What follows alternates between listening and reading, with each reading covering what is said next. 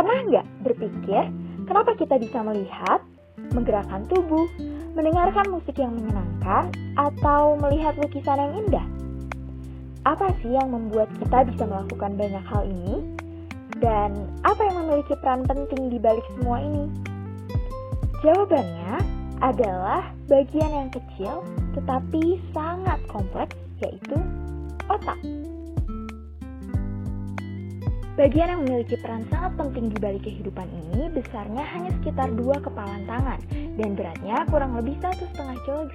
Tapi jangan salah, meskipun beratnya hanya sekitar 1,5 kg, otak memiliki lebih dari 100 miliar neuron loh. Dan bahkan ada lebih banyak koneksi sinaps dalam otak kita dibandingkan bintang-bintang yang ada di galaksi ini. Keren banget kan? Nah, otak ini udah melalui perjalanan yang cukup panjang. Konon, sesuatu seperti otak pertama mulai berkembang sekitar 0,5 miliar tahun yang lalu. Dan butuh 250 juta tahun kemudian untuk mengembangkan proses sederhana. Otak seperti manusia yang pertama muncul sekitar 4 atau 5 juta tahun lalu. Sedangkan otak modern sekitar 60.000 dan 200.000 tahun yang lalu. Dan mungkin untuk berkembang lagi. Karena otak akan terus berkembang, begitu pula dengan seni akan terus berkembang juga. Dan otak adalah center of life atau pusat kehidupan. Di dalamnya diatur setiap aspek kehidupan. Tanpa otak, manusia tidak dapat melakukan apa-apa. Nah, karena otak ini, kita bisa melakukan aktivitas indera seperti melihat, mendengar, merasakan, hingga kemudian menginterpretasikan dan memaknai setiap hal yang terjadi. Nah, hal ini berarti kita mengalami pengalaman estetik. Karena otak, kita mampu merasakan, menciptakan, melakukan, dan memahami seni. Kita juga bisa memberikan apresiasi terhadap seni. Contohnya, ketika kita menonton film atau mungkin mendengarkan lagu dan kita kemudian merasa tersentuh atau merasa bahagia karena apa yang dapat kita maknai dari seni tersebut. Otak memberikan interpretasi personal dan bias terhadap apa yang kita tangkap.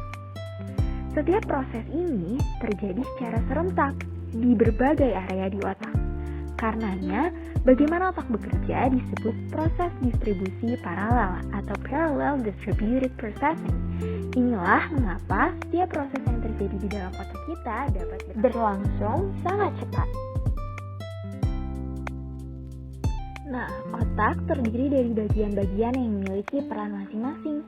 Bagian ini juga yang memiliki hubungannya masing-masing dengan seni.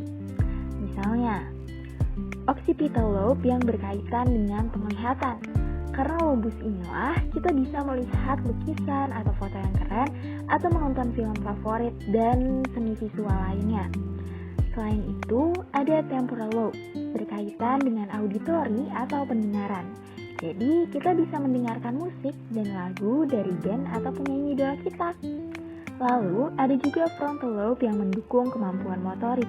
Kita jadi bisa menggerakkan tubuh, menari, dan lainnya. Nah, otak terbagi jadi 2 hemisfer, kanan dan kiri. Seni yang tadi sudah disebutkan seperti musik, seni rupa atau tarian memang lebih diatur oleh hemisfer kanan, tetapi tidak berarti hemisfer kiri tidak berperan dalam seni loh. Hemisfer kiri ini mendukung kemampuan berbahasa, berarti berkaitan dengan seni sastra. Jadi, setiap bagian di otak benar-benar berteman baik dengan seni kan?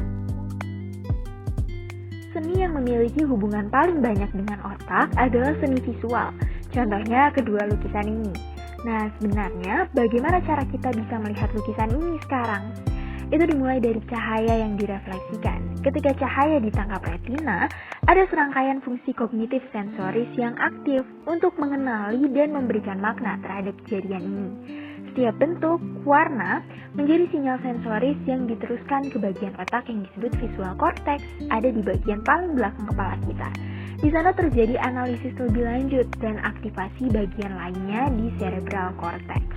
Dalam proses ini terjadi koneksi di berbagai area di otak.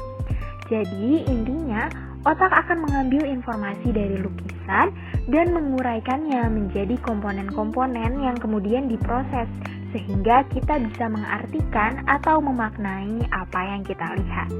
Nah, untuk mengenali objek garis atau titik sederhana seperti lukisan di kanan, ini prosesnya melibatkan area yang dasar dan waktu yang lebih singkat. Sedangkan untuk menganalisis objek yang lebih kompleks membutuhkan waktu lebih lama dan melibatkan area yang lebih luas. Sedangkan dalam proses penglihatan ada jalur atau arus-arus yang terjadi. Nah, arus ini adalah ventral dan dorsal. Apa itu arus ventral? Ventral atau disebut what streams atau arus apa berkaitan dengan bentuk, warna, tekstur, dan ukuran. Yang kedua, arus dorsal atau where or how streams atau arus di mana dan bagaimana berkaitan dengan pergerakan, arah, posisi objek seperti ketinggian atau kedalamannya. Contohnya ini, ketika kita melihat objek yang bergerak ini, ventral akan memaknai bentuk, warna, dan ukurannya yang berbeda-beda. Ada yang besar, sedang, dan kecil. Lalu dorsal akan memaknai arah geraknya ke kanan dan ke kiri, berputar-putar, lalu posisinya yang rendah dan tinggi. Hingga akhirnya, benda bergerak ini bisa dimengerti sebagai kupu-kupu yang berterbangan. Hal yang sama terjadi ketika kita mengamati dan mengapresiasi seni. Jadi sekarang udah mengerti dong bagaimana otak berperan penting dalam seni? Terima kasih sudah menonton. Jadi sekarang udah